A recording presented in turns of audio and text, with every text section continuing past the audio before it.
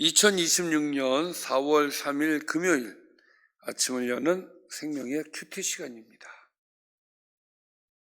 오늘 말씀은 마태복음 27장 45절에서 56절 말씀으로 십자가 죽음 앞 진실한 신앙 고백이라는 제목으로 함께 말씀을 나누도록 하겠습니다. 자, 오늘 말씀 들어가기 앞서서 어제 말씀 보도록 하겠습니다. 어저께는 예수님께서 십자가에 못 박히시는 그런 장면이었습니다. 예수님은 십자가 위에서 조롱과 모욕 속에서도 아무 반응 없이 십자가의 길을 묵묵히 걸어가셨습니다. 고통을 줄일 수 있었지만 거절하셨고 끝까지 사명을 이루기 위해 십자가를 감당하셨습니다. 죄인이 아니심에도 불구하고 죄인의 자리에서 철저히 버림을 당하셨습니다. 자, 내려올 수 있었죠. 그러나 내려오지 않으심으로 우리를 구원하시는 자기 부인을 완성하셨습니다.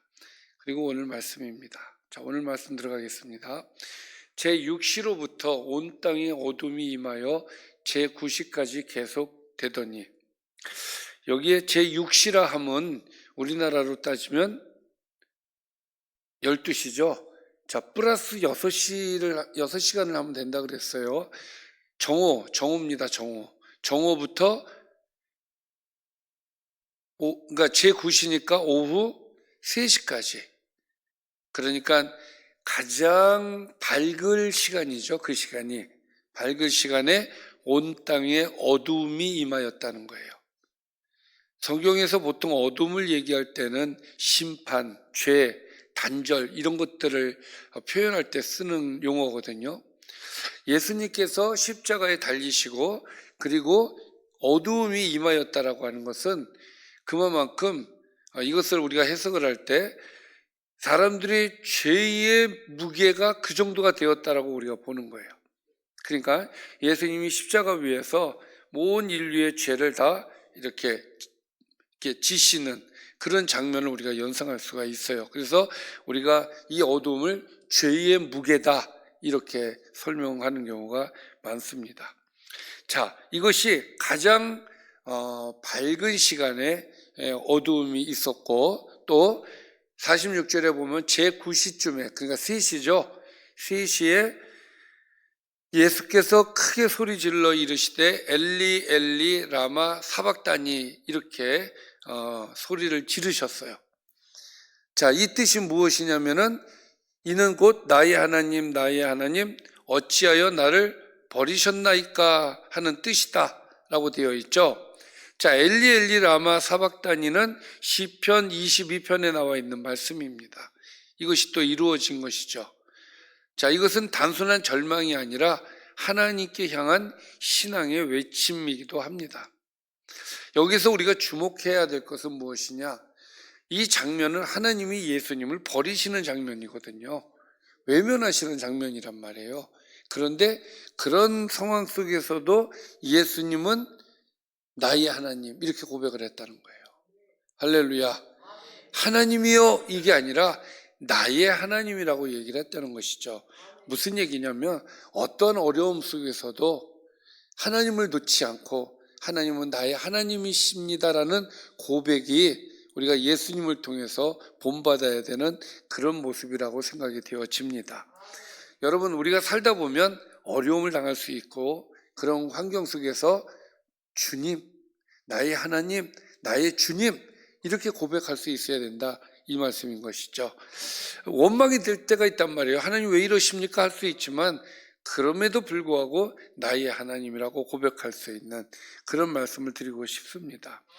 자, 그리고 거기 섰던 자 중 어떤 이들이 듣고 이르되 이 사람이 엘리야를 부른다 하고 또 그 중에 한 사람은 곧 달려가서 해면을 가져다가 신포도주에 적시어 갈대에 끼워 마시게 하였다는 것이죠.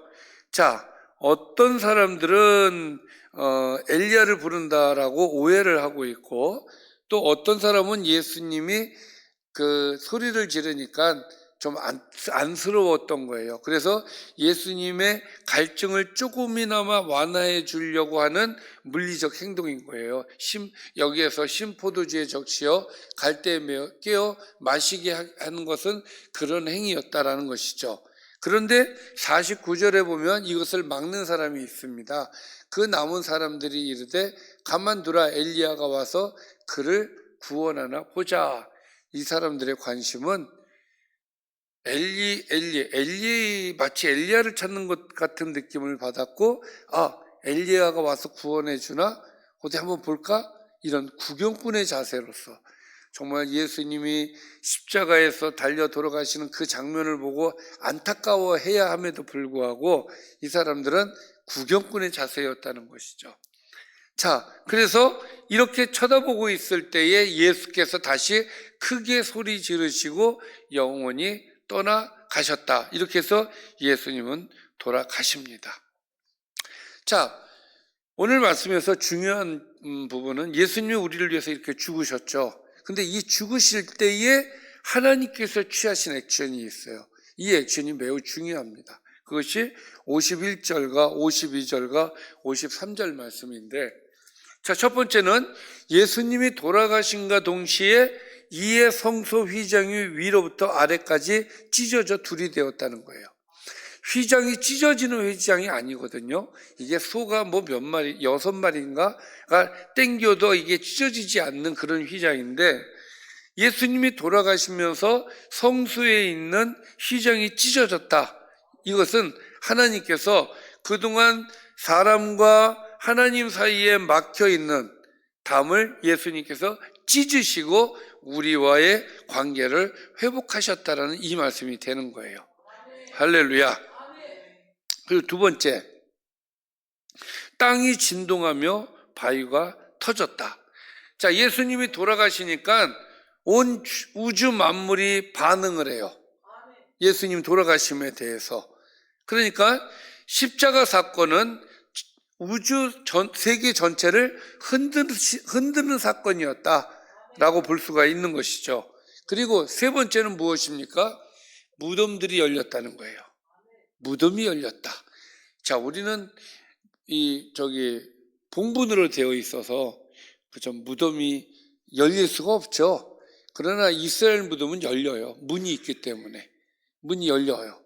자, 문이 열렸고 자던 성도의 몸이 많이 일어났다는 거예요. 그러니까 죽은 자들이 다시 살아났다는 겁니다. 할렐루야. 자, 그리고 예수의 부활 후에 그들이 무덤에서 나왔다는 거예요. 자, 그러면 이걸 순서로 얘기하면 이렇게 되는 겁니다. 예수님이 돌아가심과 동시에 자던 자들이 뻘떡 일어났어요. 현재 위치는 어디입니까? 무덤 아니에요. 무덤 안에서 일어났어요. 그러면 언제 나왔느냐? 53절에 보니까 예수님이 부활하신 후에 그들이 무덤에서 나왔다. 그러니까 일어나기는 예수님이 돌아가실 때 일어났는데 나오기는 예수님이 부활할 때 나오셨다는 거예요. 부활하고 난 다음에. 그러니까 그들이 무덤에서 뭐 했다는 거예요? 기다렸다는 거죠. 기다렸고 예수님이 부활한 후에 나왔다. 왜 예수님이 부활할 때까지 기다렸느냐? 예수님은 부활의 첫 열매가 되시기 때문에 그렇습니다. 그런데 여러분들 생각을 해보세요. 상상을 한번 해보십시오. 놀랄 일이죠. 놀라서 자빠질 일이에요. 자, 이 사람들이, 죽었던 사람들이 일어나서 어디로 향했느냐? 거룩한 성에 들어가서 많은 사람들에게 보였다는 거예요. 그러니 죽은 사람이 살아서 들어왔으니 얼마나 놀랬겠어요. 자, 이 사건은 우리에게 예수님의 죽음이 단순한 죽음이 아니라 죽음을 깨트리는, 사망의 권세를 깨트리는 그러한 죽음이셨다는 걸 우리에게 보여주시는 겁니다. 그러니까 예수님이 죽으신과 동시에 사망의 권세가 깨졌다. 그래서 죽은 자들이 일어났다는 거예요. 두 번째는 무엇을 보여주느냐? 부활의 미리 보기 편이에요, 이게. 그러니까 이런 일이, 이제부터는 이런 일이 일어난다. 죽은 자가 부활한다. 이것을 알려주시기 위해서 이러한 현상이 나타났다는 것이죠. 그러니까 하나님께서 이거는 의도적으로 행하신 일이에요.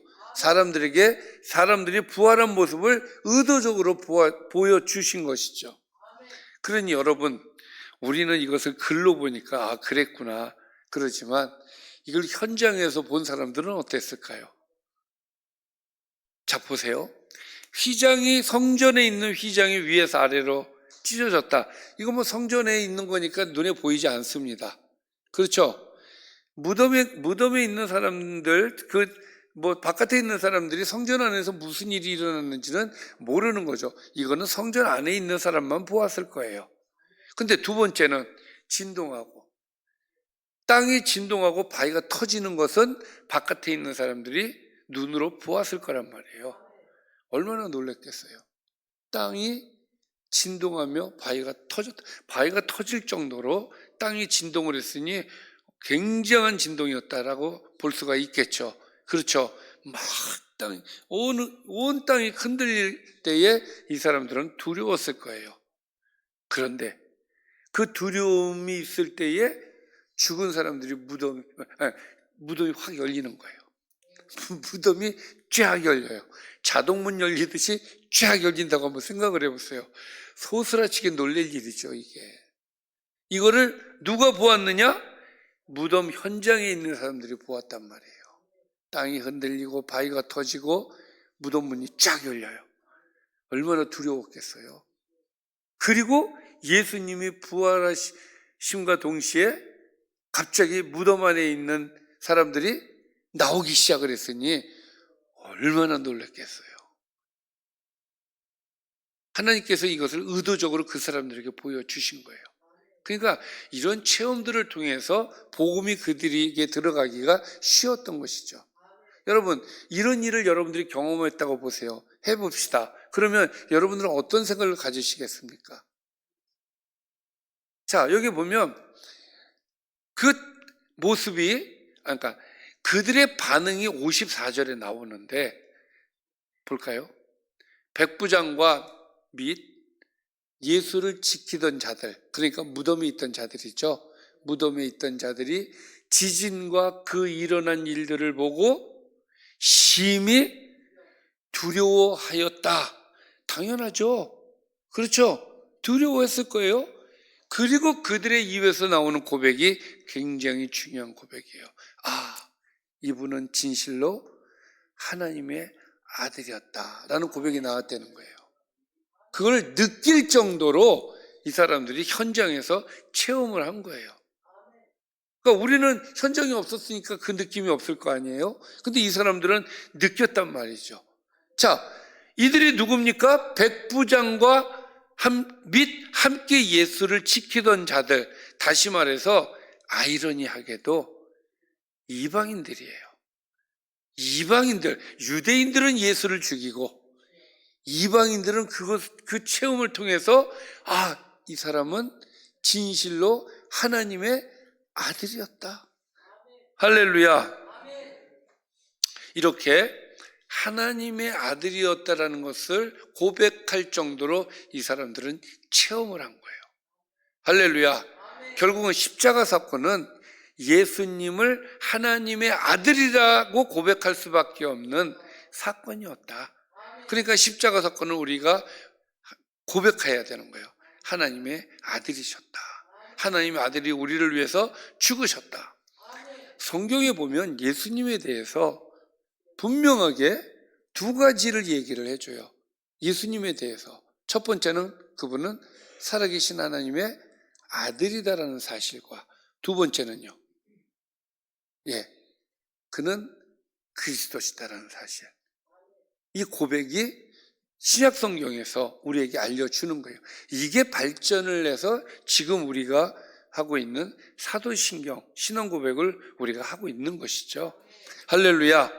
자, 그래서 이 현장에 있던 사람들이 이렇게 고백을 하였다라는 사실과 더불어서 55절과 56절을 보면 예수를 섬기며 갈릴리에서부터 따라온 많은 여자가 거기에 있었다는 거예요. 근데 무덤 근처에 있지는 못하고 멀리서 바라봤다는 것이죠. 그러니까 이 무덤 현장에 있던 사람하고는 체험이 조금 다를 거예요. 그렇죠? 그러나 땅이 움직이고 바위가 터지는 것은 이들도 체험했을 것이고, 멀리서 무덤 문이 열리는 것은 현장에 있는 사람보다는 좀 덜 느꼈을 거예요. 그러나 사람들이 밀려 나올 때에 이 여인들도 되게 놀랐을 것입니다. 자, 그것을 56절에 그 중에는 막달라 마리아와 또 야고보의 요셉 어머니 마리아와 또 세베대의 아들들의 어머니도 그 안에 있었다. 그러니까 무슨 얘기냐? 많은 사람들이 이것을 직접 체험하였다라는 거예요. 그런데 나중에 보면 알 수 있지만 이 여인들은 이것을 체험하고도 예수님이 부활하셨다는 걸 몰라요. 하나님의 아들이라는 것을 분명하게 이때까지는 잘 모릅니다. 그러나 이방인들, 백부장과 지키도자들은 뭐라고 고백했습니까? 진실로 하나님의 아들이었다라는 고백이죠. 그러니까 오늘 말씀을 통해서 우리에게 주시고자 하는 말씀은 무엇이냐? 예수님의 죽음은 하나님의 아들이심을 보여주는 사건이었다. 이것은 마태가 우리에게 말해주고 싶은 이야기인 것이죠. 지금 이 이야기가. 그러니까 예수님의 죽음을 설명하면서 마태는 그 죽음 앞에서 인간이 어떻게 반응해야 되는지, 예수님의 죽으심 앞에서 우리는 그는 우리의 그리스도시고 그는 우리의 하나님이십니다라는 고백을 해야 된다라고 마태가 우리에게 지금 말씀해 주는 것입니다. 주님은 우리의 그리스도시고 주님은 하나님의 아들이셨습니다. 자, 오늘 말씀을 정리해 보겠습니다. 십자가의 옛 사건, 예수님의 죽음은 온 땅에 어둠이 임할 만큼 죄의 무게와 하나님의 심판을 드러내는 사건이었습니다. 예수님은 버림받은 고통 속에서도 나의 하나님이라고 부르며 믿음을 놓지 않으셨습니다. 그의 죽으심으로 말미암아 성소 휘장이 찢어지고 하나님께 나아가는 길이 열렸습니다. 할렐루야. 결국 십자가 앞에서 백부장은 진실로 하나님의 아들이라고 고백하며 참된 신앙을 우리에게 보여주었습니다. 참된 신앙이라고 하는 것은 주는 그리스도시요 살아계신 하나님의 아들입니다라는 것을 고백할 때 그것이 참된 신앙이라고 우리에게 오늘 말씀을 통해서 알려주시는 거죠. 자, 기도하겠습니다. 살아계신 아버지 하나님, 오늘도 감사하여서 하나님 앞에 예물을 드리는 손길이 있습니다. 예물을 드리는 손길 위에 하나님의 넘치는 은혜를 허락해 주시고 하나님 풍성하게 갚아 주시옵소서. 더욱 더 많은 감사가 나올 수 있도록 은혜를 더하여 주옵소서. 또 오늘 우리에게 귀한 말씀 주셨습니다. 주는 그리스도시고 하나님의 아들이십니다. 이 고백 위에 우리가 하나님 앞에 감사하면서 주님께 늘 보답하는 마음으로 우리의 신앙이 하나님께 나아갈 수 있도록 인도하여 주옵소서. 예수님의 이름으로 기도드리옵나이다. 아멘.